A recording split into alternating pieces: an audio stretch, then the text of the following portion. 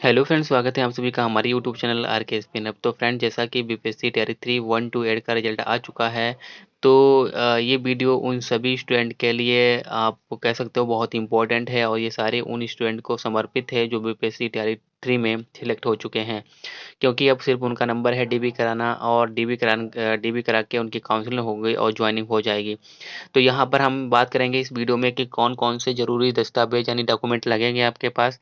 ठीक है, रिजल्ट के बाद ज्वाइनिंग तक की स्टेप बाय स्टेप मैं आपको यहाँ पर बताऊँगा कि क्या अब क्या होगा आगे। ठीक है, अब यहाँ पर देखिए डीबी कहाँ होगी, ट्रेनिंग कितने दिन की होगी, पहली सैलरी कब मिलेगी, ये मैं सब बताने वाला हूँ। टियर 2 में क्या-क्या माँगा गया था और किस वजह से हज़ारों स्टूडेंट्स का सिलेक्शन नहीं हुआ था। ठीक है? और मैं ये भी बताऊँगा कि आपको क्या करना चाहिए और क्या नहीं करना चाहिए।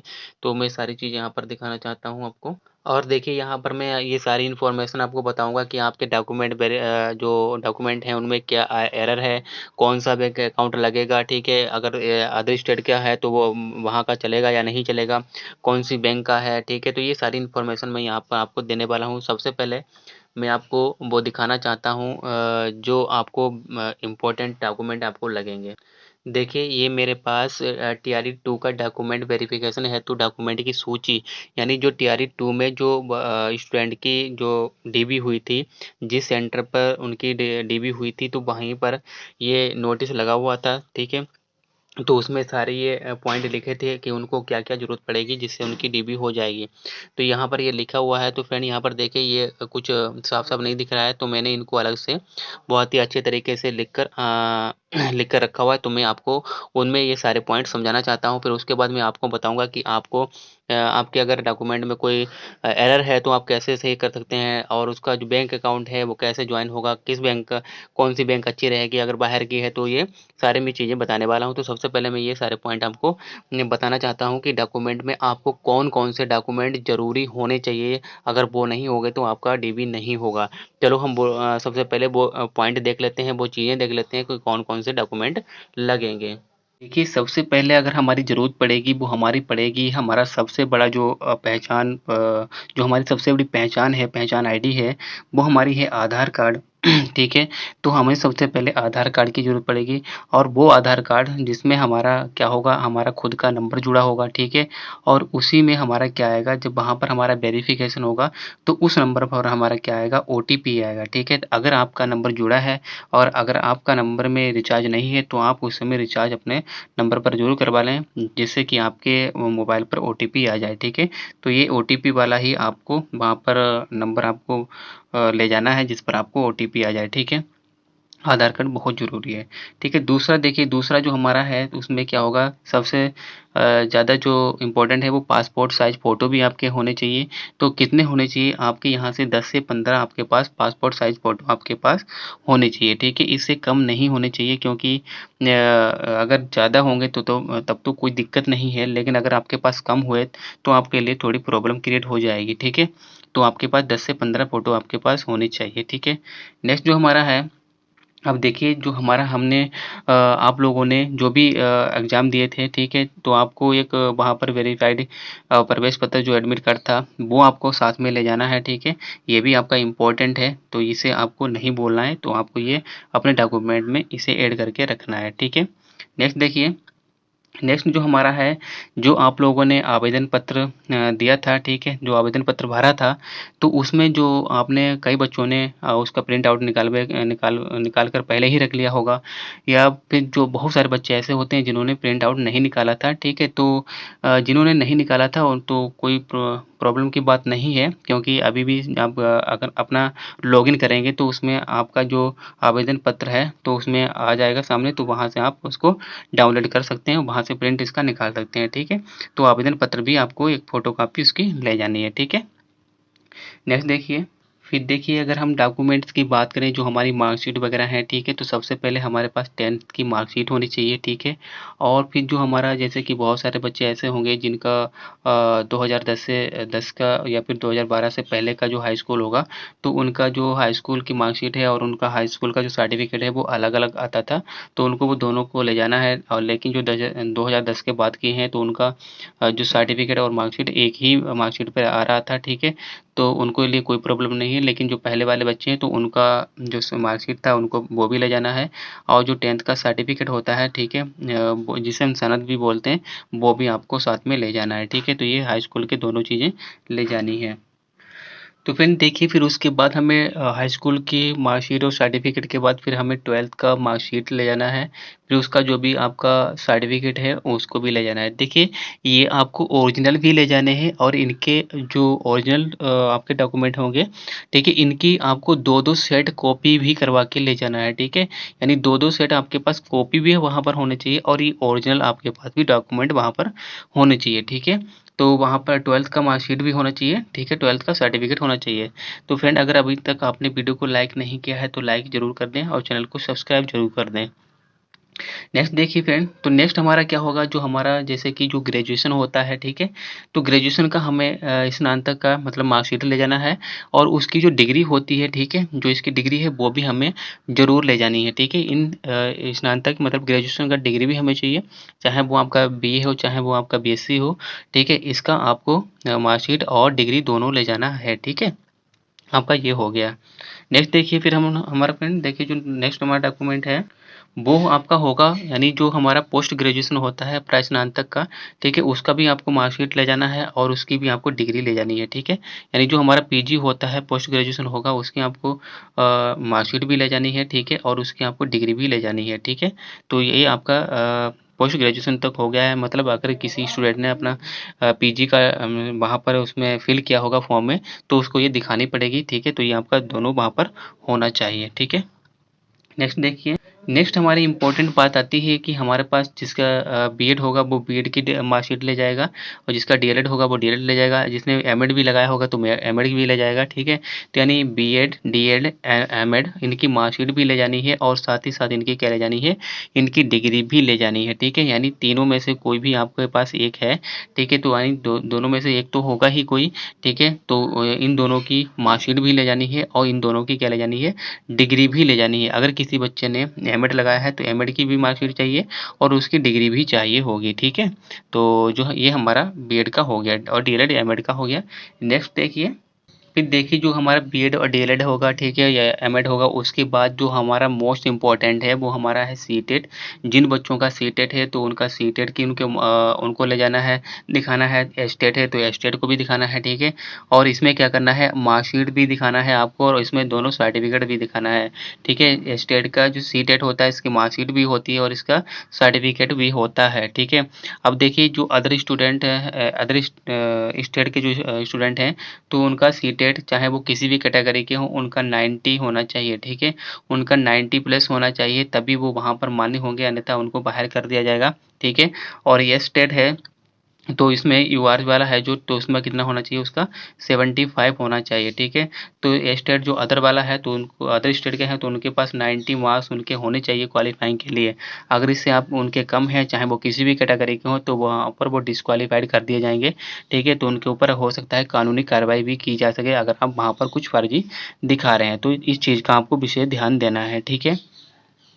फिर देखिए, जो बच्चे मतलब जो बिहार के हैं, ठीक है, जो स्पेशल बिहार के ही हैं, जिनका बिहार में मूल निवास है, तो उनको अपना जाति प्रमाण पत्र भी दिखाना है, ठीक है। जो यूआर को छोड़कर जितने भी कैटेगरीज वाइज हैं वहाँ के, ठीक है, तो उनको अपना जाति प्रमाण पत्र भी वहाँ पर दिखाना है, जो बिहार के स्टूडेंट होंगे, ठीक है, उनका सर्टिफिकेट, और इसकी फोटोकॉपी भी वहाँ पर ले जाना है, इसका ओरिजिनल सर्टिफिकेट आपको ले जाना होगा, ठीक है। फिर देखिए, जो हमारा नेक्स्ट होगा वो होगा आपका निवास प्रमाण पत्र। यानी निवास प्रमाण पत्र भी उन्हीं स्टूडेंट्स का लगेगा जो स्पेशल मूल निवासी होंगे बिहार के, ठीक है। अदर स्टेट वालों का मूल निवास से यानी निवास से प्रमाण पत्र से कोई लेना देना नहीं है। अगर आपके पास है तो अच्छी बात है, अगर नहीं है तो कोई भी बात नहीं है, मतलब जो अदर स्टेट के हैं। लेकिन जो बिहार के होंगे उनके लिए निवास प्रमाण पत्र बहुत ही नेसेसरी हो जाएगा, ठीक है। तो ये आपके बिहार के स्टूडेंट के लिए आपके पास ज़रूर होना चाहिए, ठीक है। नेक्स्ट देखिए, अब यहाँ पर बात करते हैं आय प्रमाण पत्र। तो आय प्रमाण पत्र भी उन्हीं स्टूडेंट को ज़रूरत है, ठीक है, जो बिहार के स्पेशल होंगे, ठीक है। अदर स्टेट के जो स्टूडेंट होंगे उनको भी ये आय प्रमाण पत्र की कोई भी ज़रूरत नहीं होगी, ठीक है। तो स्पेशली ये आपको बिहारी स्टूडेंट के लिए ही आय प्रमाण पत्र है, निवास प्रमाण पत्र है, और जाति प्रमाण पत्र है, ठीक है। अदर स्टेट के जो स्टूडेंट होंगे उनके लिए कोई ज़रूरत नहीं है, ठीक है। तो फ्रेंड, अगर अभी तक आपने चैनल को लाइक नहीं किया है तो वीडियो को लाइक कर दें, और चैनल को सब्सक्राइब जरूर कर दें।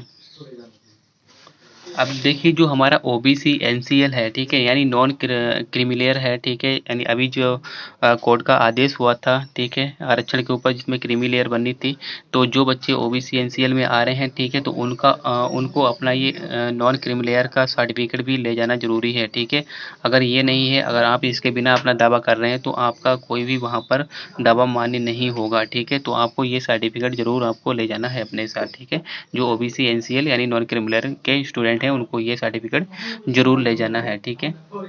अब बात करते हैं, देखिए जो ईडब्ल्यूएस होता है, ठीक है, जो हमारे यूआर कैटेगरी के ही होते हैं, जिस जो आर्थिक रूप से कमज़ोर होते हैं, इनको 10% की यहाँ पर छूट मिल के रखी हुई है, ठीक है। तो यहाँ इनको भी अपना सर्टिफिकेट दिखाना है, ठीक है। तो इनका सर्टिफिकेट वो ही मान्य होगा जो 1 साल के अंदर का होता है, ठीक है।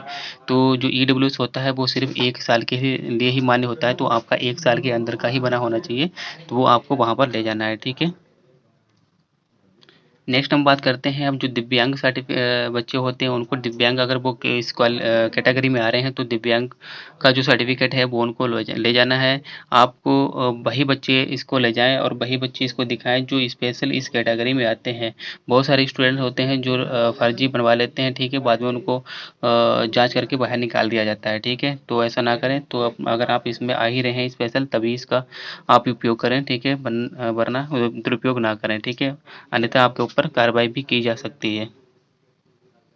फिर यहाँ पर बात करते हैं कि एक हमारे पास स्पेशल हमारे पास आईडी कार्ड होना चाहिए, चाहे वो हमारे पास पैन कार्ड होना चाहिए, चाहे ड्राइविंग लाइसेंस होना चाहिए, ठीक है। इन दोनों में से हमारे पास कोई भी एक चीज़ होनी चाहिए जो वहाँ पर हमसे पूछी जाएगी, ठीक है। यानी हमारे पास आधार कार्ड के अलावा भी एक हमारे पास और भी आईडी कार्ड होना चाहिए, जो हमारा पैन कार्ड या फिर ड्राइविंग लाइसेंस, इन दोनों में से कोई भी एक चीज़ होनी चाहिए।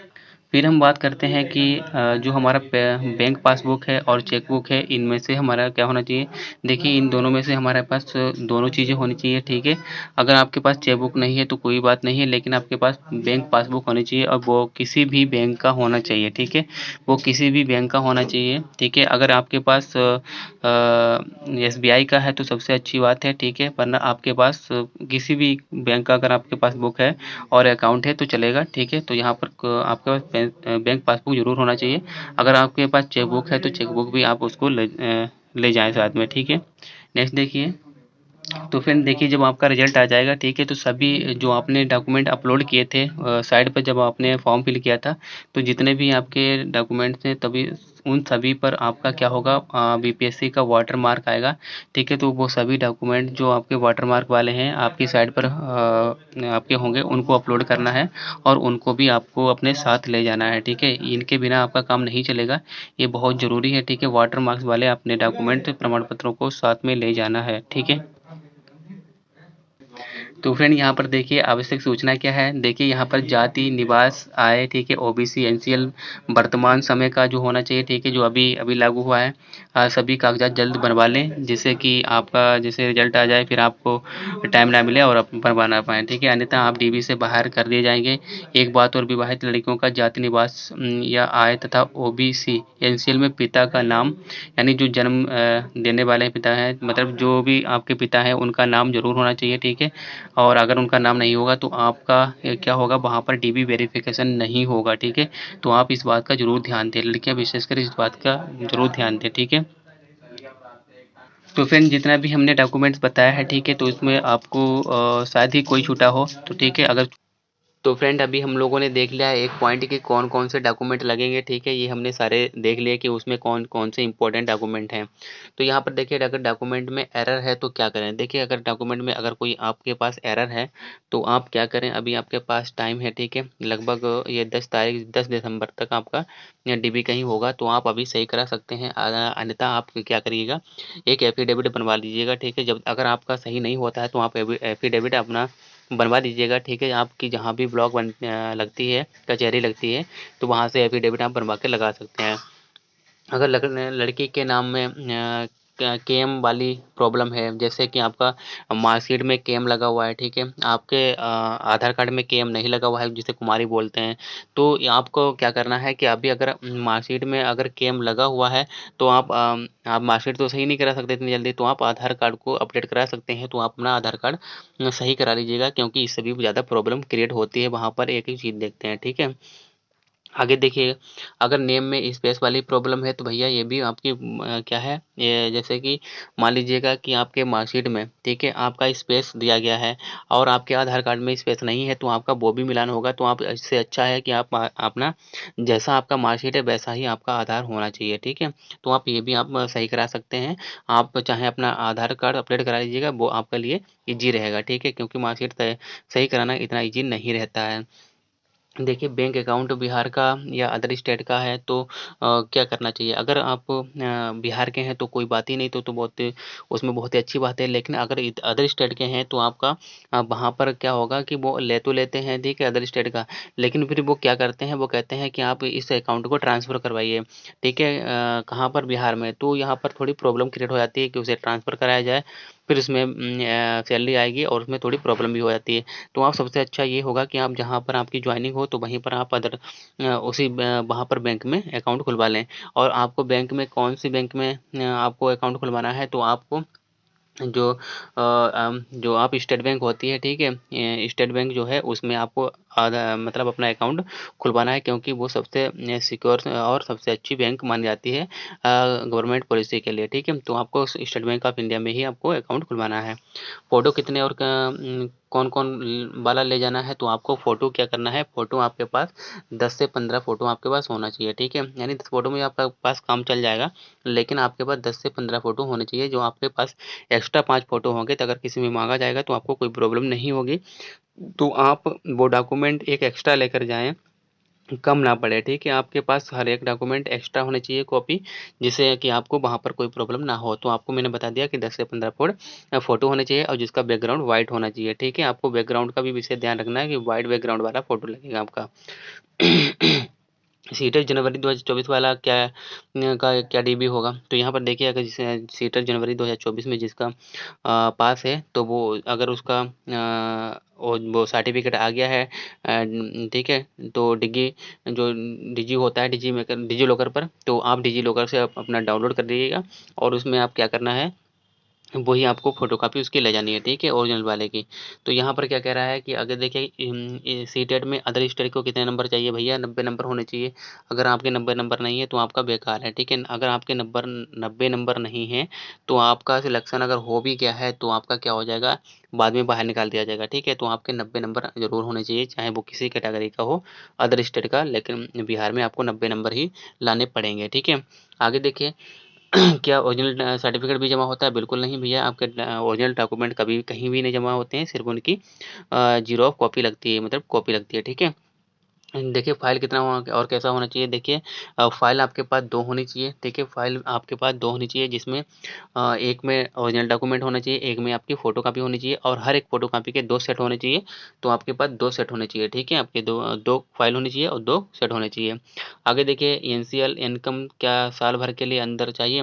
भैया, जो अदर स्टेट के हैं, ठीक है, उनको तो इनकम और जो निवास सर्टिफिकेट है उसकी कोई ज़रूरत नहीं है, लेकिन जो बिहार के हैं तो उनको 1 साल का 1 साल का 1 साल के अंदर का जो प्रोसेस होता है, ठीक है, तो 1 साल वाला उनका 1 साल के अंदर जो उनका बना हुआ है, ठीक है, इनकम सर्टिफिकेट हो चाहे एनसीएल हो, उसको यहाँ पर उनको लगाना है, ठीक है।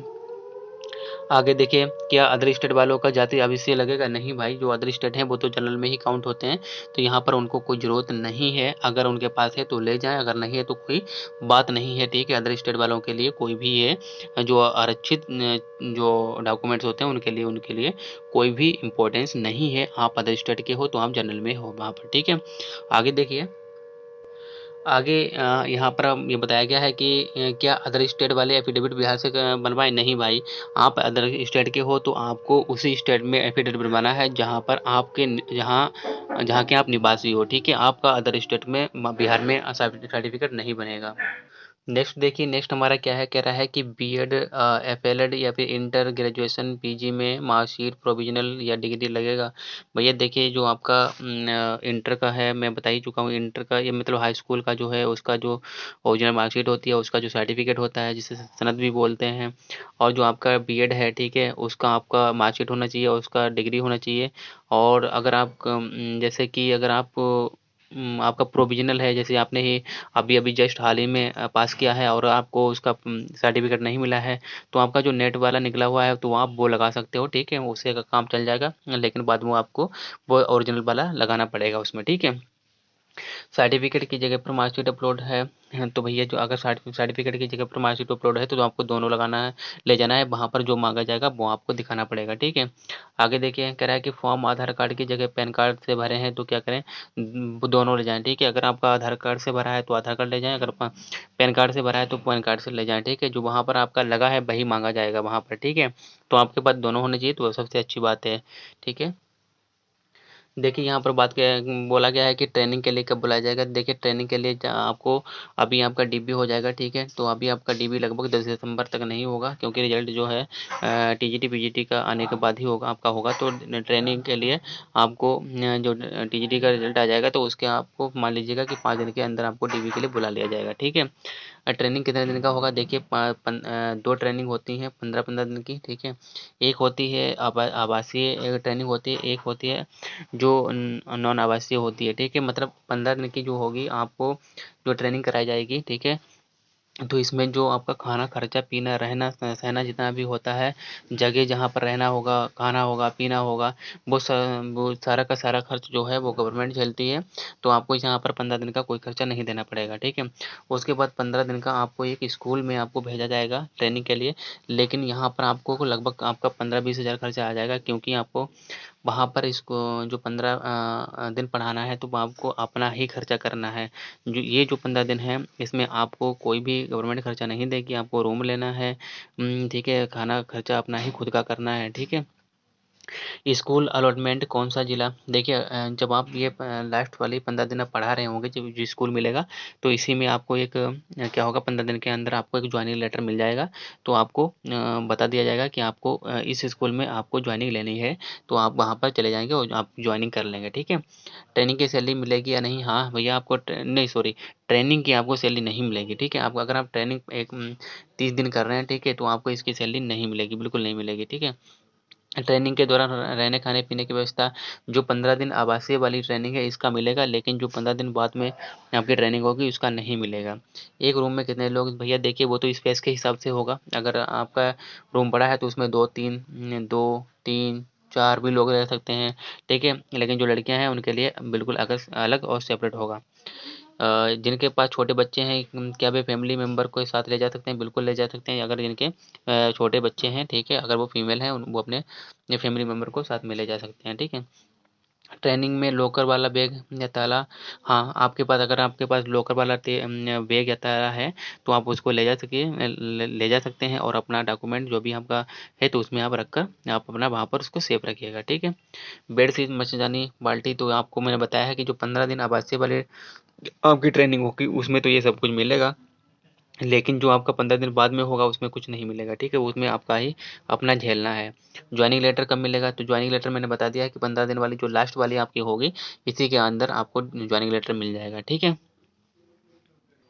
और देखिए कह रहा है कि बीच में छुट्टी कब मिलेगा। देखिए अगर 15 दिन के अंदर आप जो भी ट्रेनिंग कर रहे हैं, अगर उसमें कोई भी सरकारी छुट्टी है, ठीक है? तो आपको मिल सकती है। अगर इमरजेंसी आपको कोई भी मिल गई तो आप एप्लीकेशन लगाकर जो ऑफिसर बड़े हैं उनको बता दीजिएगा, तो आपको इमरजेंसी में छुट्टी मिल जाएगी, अन्यथा आपके लिए कोई भी छुट्टी नहीं है, ठीक है? आप जो गवर्नमेंट छुट्टी है संडे की वो तो आपको मिलेगी।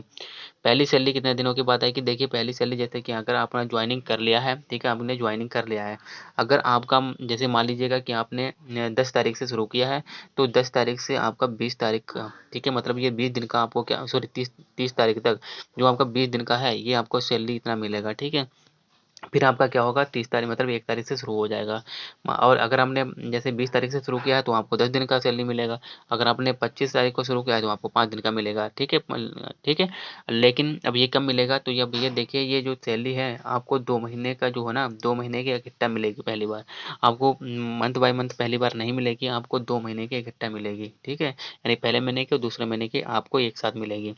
कह रहा है कि अकाउंट कौन से बैंक का होना चाहिए, तो मैंने बता दिया था कि जो एसबीआई है, ठीक है? SBI state bank of India, इसका आपको सबसे अच्छा अकाउंट होता है, जो इसका गवर्नमेंट अच्छा लेना देना करती है एसबीआई के साथ, तो आप इसमें अपना अकाउंट खुलवा लीजिएगा, जिससे आपको कोई भी प्रॉब्लम नहीं होगी, ये मेरा सजेशन है, ठीक है? अगर बैंक अकाउंट बिहार का नहीं है तो क्या करें भैया, मैंने बताया था ना पहले कि आपका अगर अदर स्टेट का है तो चल जाएगा, लेकिन वो आपको ट्रांसफ़र करने के लिए बोलेंगे, तो इससे अच्छा है कि आप अपना बैंक अकाउंट बिहार में ही खुलवा लें, तो इससे बेटर और कुछ नहीं हो सकता, ठीक है। तो यहाँ पर ये सारे मैंने पॉइंट आपको क्लियर कर दिए। तो फ्रेंड यहाँ पर हमने सारे पॉइंट आपको क्लियर कर दिए हैं। आई होप आपको ये सारे पॉइंट अच्छे तरीके से समझ में आ गए होंगे।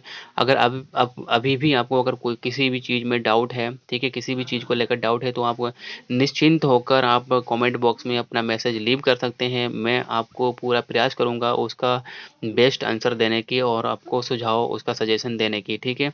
तो फ्रेंड वीडियो अगर अच्छा लगा हो तो वीडियो को लाइक ज़रूर कर दें और उन लोगों को ज़रूर शेयर करें जिनका सिलेक्शन हो चुका है, ठीक है, और चैनल को सब्सक्राइब जरूर कर दें, जिससे कि आपको लेटेस्ट जो भी अपडेट होगी जो सिलेक्टेड स्टूडेंट के लिए तो आपको टाइम पर मिलेगी। तो फिर मिलेंगे एक नई वीडियो के साथ, तब तक के लिए बाय।